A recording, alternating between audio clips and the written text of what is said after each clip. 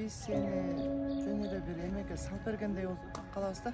Эгер камап берсекчи, жөн эле бир өзүбүз алып барып туруп бир анга салып бергендей болуп атабыз да. Биз барабыз, акимге барабыз, мэрге барабыз, алардын сөздөрү, кептерине биздин кептер өтпөйт, сөздөр өтпөйт. Анан айла жок, сени шайлаганбыз деп сага такалабыз. Мен чынында мен сени шайлаган эмесмин. Мен ооруп жаттым. Мэр болсо мени уздуруп талкалатып баарын операция болот элем, кое туралы.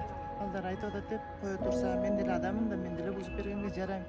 Сен элди чогулттуң да, кыргыз элинден жардам алып бердиң. Миң мәртебе рахмат. Мен кыргыз элине ушундан пайдаланып рахмат айткым келет да. 10 сомдонбу, 100 сомдонбу беришти Кудайым.